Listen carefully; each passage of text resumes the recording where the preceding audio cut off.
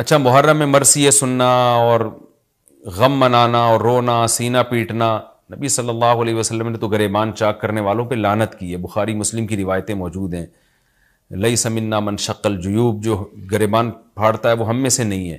تو یہ سینہ پیٹنا، نوحہ کرنا، نیاحہ پر تو بخاری مسلم کی صحیح احادیث موجود ہیں نوحہ پر کہ یہ حرام ہے، ناجائز ہے، اس لیے ہم اس کو جائز نہیں سمجھتے۔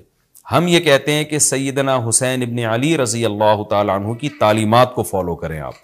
تعلیمات تو زیرو ہیں، ہم ان کی تعلیم، ان کی تو اتنی بڑی داڑھی تھی سیدنا حسین ابن علی رضی اللہ تعالیٰ عنہ کی، وہ تو سخی تھے، وہ تو غیرت مند تھے۔ آج ہمارے یہاں سے غیرت ختم ہو گئی ہے، بہنوں کی وراثتیں کھا کے بیٹھے ہوئے ہیں ہم لوگ، اور انہی وراثتوں سے عمرے بھی ہو رہے ہوتے ہیں وراثت کھا کے۔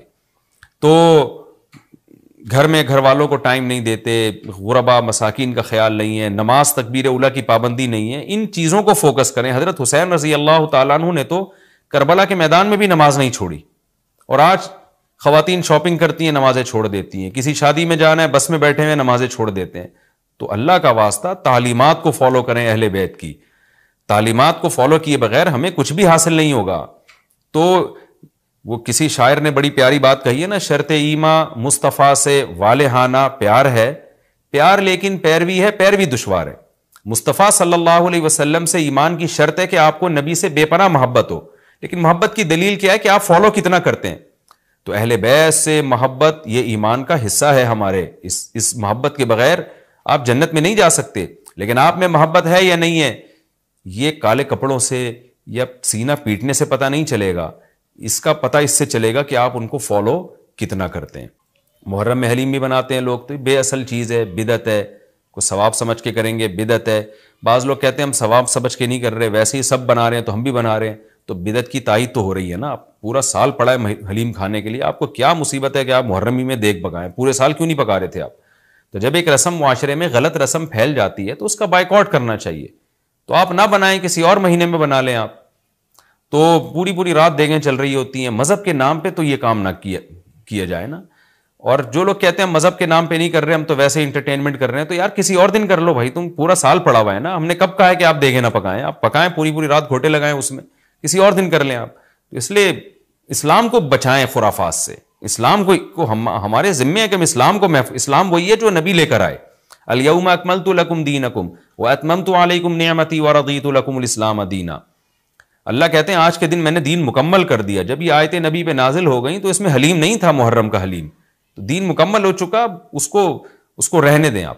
اور پھر وہی ہے کہ جب آپ روزہ رکھیں گے تو حلیم کھائیں گے کس وقت؟ رات کو آپ کھائیں گے تو رات کو تو ویسے ہی کم کھانا چاہیے، سونے کے لیے اللہ نے رات بنائی ہے، کھانے پینے کے لیے تھوڑی بنائی ہے رات۔ دن میں آپ نے روزہ رکھنا ہے، تو وہ یہ روزے سے بھی میچ نہیں کر رہا یہ جو حلیم ہے نا، اس لیے اس سے اجتناب کریں، ایوائڈ کریں۔ جو گلی کے لونڈے لپاڑے بنا رہے ہوتے ہیں ان کو محبت سے سمجھا دیں، یار اگلے دن بنا لو، باز آ جائے ٹھیک ہے، نہیں تو پھر نکل لیں آپ پتلی گلی سے، الجھیں نہیں لوگوں سے۔ تو یہ محرم کے حوالے سے کچھ باتیں تھیں بھائی۔ نبیل بھائی کوئی بات رہ تو نہیں گئی ہے آپ کے ذہن میں ہو تو بتا دیں، تاکہ یہ تو لوگوں نے جو سوال پوچھے تھے اس کے جواب تو میں نے دے دیا، آپ کے ذہن میں بھی کوئی سوال ہو تاکہ ٹاپک کمپلیٹ ہو جائے۔ محرم میں جھاڑو لگانا جائز ہے؟ جھاڑو سے کیا ہوتا ہے؟ یہ کہہ رہے ہیں وہ لوگ کہتے ہیں محرم میں جھاڑو نہیں لگانی چاہیے۔ اچھا جی، اب میں آتا ہوں جی محرم میں دسترخوان وسیع کرنا کیسا ہے۔ اس بارے میں ایک روایت ہے کہ عاشورہ کے دن جو اپنے اہل و عیال پر دسترخوان وسیع کرے گا، ان کو کھلائے گا، تو اللہ اس کے رزق میں برکت دیں گے۔ یہ روایت سند کے لحاظ سے کمزور ہے۔ بعض علماء کی رائے یہ ہے کہ اگرچہ کمزور روایت ہے مگر فضائل میں چلتی ہے، تو کوئی اچھی نیت سے دسترخوان وسیع کر دے، وسیع کر رہا ہے نا، کوئی یتیم کے منہ سے نوالا تو نہیں چھین رہا نا، کھلا ہی رہا ہے، تو اگر کوئی گھر والوں پہ اس دن اچھا کھلا دے گا تو اس میں کیا حرج ہے۔ بعض علماء کی یہ رائے ہے، وہ بھی اصحاب علم ہے۔ لیکن بندہ ایک کو ہمیشہ سے ایک اشکال رہا ہے کہ جب ایک بالکل بے غبار صحیح حدیث ہمارے سامنے موجود ہے تو اس کے مقابلے میں ایسی کمزور روایت کو ہم کس بیس پہ ترجیح دے سکتے ہیں؟ ہمارے سامنے جو بے غبار اور بالکل مستند حدیث ہے، جس کی سند پہ کوئی کلام نہیں ہے، وہ ہے روزہ، عاشورہ کے دن روزہ رکھنا چاہیے۔ روزہ اور دسترخوان آپس میں جمع نہیں ہو سکتے، یعنی عاشورہ کے دن جب آپ دسترخوان وسیع کریں گے تو روزہ کیسے رکھیں گے؟ تو بعض لوگوں نے یہ تعویل کی ہے کہ افطاری میں کر لیں آپ، تو افطاری میں تو 10 تاریخ نہیں رہے گی نا، 11 شروع ہو جائے گی، وہ تو 11 محرم ہو جائے گی۔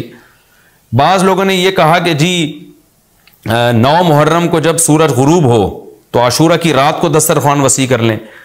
تو حدیث کے ظاہر سے تو عاشورہ کا دن معلوم ہوتا ہے کہ جب عاشورہ والا دن شروع ہو چکا ہو، یعنی صبح صادق کے بعد. یعنی حدیث میں تکلفات کرنے پڑ رہے ہیں، اس کی تعویلات کرنی پڑ رہی ہیں. تو اس بارے میں علامہ ابن تیمیہ رحمہ اللہ کی رائے ہمیں بہت صحیح معلوم ہوتی ہے. انہوں نے یہ لکھا ہے کہ اصل میں ہوا یہ تھا کہ جب شیعہ حضرات نے عاشورہ کے دن کو منحوس سمجھنا شروع کر دیا کہ یہ منحوس دن ہے اور اس میں غم کا دن ہے، تو بعض سنیوں نے ان کے مخالفت میں نا اس کو خوشی کا دن منانا شروع کر دیا. یعنی ہوتا ہے نا آپ کسی کی مخالفت میں حد سے تجاوز کرتے ہیں، تو انہوں نے خوشی کے دن کے لیے اس میں کھانے پینے کی روایتیں گھڑ لی، کھاؤ پیو کھلاؤ پلاؤ، تاکہ بالکل ان کی مخالفت ہو. تو حقیقت یہی معلوم ہوتا ہے کہ چونکہ صحیح حدیث میں روزے کا تذکرہ ملتا ہے اور روزہ اور کھلانا پلانا جمع نہیں ہو سکتے. اگر یہ جو دوسری عاشورہ کے میں کھانا کھلانے والی حدیث بھی بالکل بے غبار اور مستند ہوتی نا، تو ہم دونوں کو جمع کر کے تعویلات کر لیتے کہ جی افطار میں کھلا دو اور سارا دن روزہ رکھو، یا نابالغ بچوں کو دن میں کھلا دو اور بڑوں کو روزہ رکھوا دو. تو ہم تعویلات کرتے اگر یہ اسی ٹکر کی حدیث ہوتی. لیکن یہ کمزور حدیث ہے، تو اس کو اتنی صحیح مستند روایت کے مقابلے میں ہم کیسے لا سکتے ہیں؟ تو وہ ابن تیمیہ رحمہ اللہ کی بات کافی معقول معلوم ہوتی ہے کہ بعض شامی لوگوں نے یہ روایت کو گڑھا ہے صرف شیعہ لوگوں کی دشمنی اور مخالفت میں، کہ اس کو خوشی کا دن. تو عاشورہ کا دن تو نہ غم کا دن ہے نہ خوشی کا دن ہے، عبادت کا مقدس دن ضرور ہے، تو برکت کا دن ضرور ہے. تو اس لیے اس میں صحیح بات یہی معلوم ہوتی ہے کہ یہ کھلانا پلانا والا جو روایت ہے یہ ہمیں صحیح معلوم نہیں ہوتی.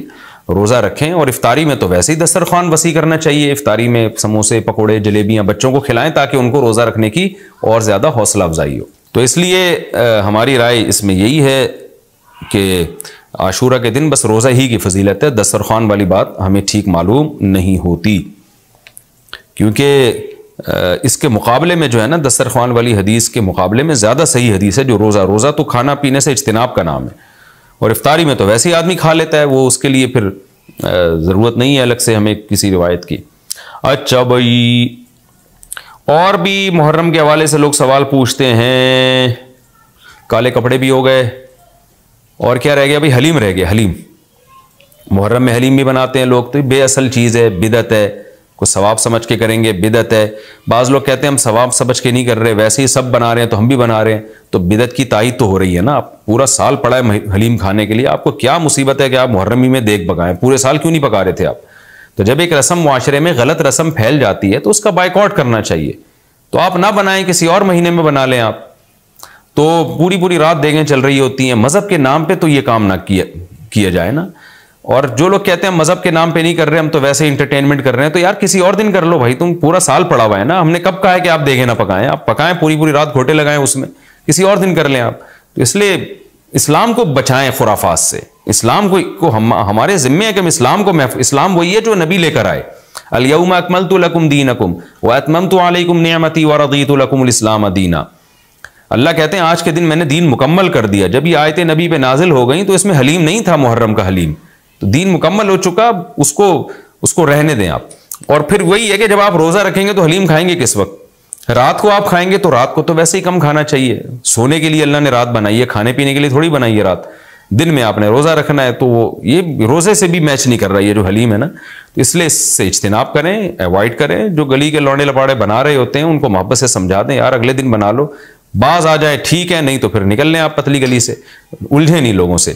تو یہ محرم کے حوالے سے کچھ باتیں تھیں. بھائی نبیل بھائی کوئی بات رہ تو نہیں گئی ہے آپ کے ذہن میں ہو تو بتا دیں، تاکہ یہ تو لوگوں نے جو سوال پوچھے تھے اس کے جواب تو میں نے دے دیا. آپ کے ذہن میں بھی کوئی سوال ہو تاکہ یہ ٹاپک کمپلیٹ ہو جائے. محرم میں جھاڑو لگانا جائز ہے؟ جھاڑو سے کیا ہوتا ہے؟ یہ کہہ رہے ہیں وہ لوگ کہتے ہیں محرم میں جھاڑو نہیں لگانی چاہیے. اچھا، محرم میں مرثیہ سننا اور غم منانا اور رونا سینہ پیٹنا، نبی صلی اللہ علیہ وسلم نے تو گریبان چاک کرنے والوں پہ لعنت کی ہے. بخاری مسلم کی روایتیں موجود ہیں. لیس منا من شق الجیوب، جو گریبان پھاڑتا ہے وہ ہم میں سے نہیں ہے. تو یہ سینہ پیٹنا، نوحہ کرنا، نیاحہ پر تو بخاری مسلم کی صحیح احادیث موجود ہیں نوحہ پر کہ یہ حرام ہے، ناجائز ہے. اس لیے ہم اس کو جائز نہیں سمجھتے. ہم یہ کہتے ہیں کہ سیدنا حسین ابن علی رضی اللہ تعالیٰ عنہ کی تعلیمات کو فالو کریں آپ.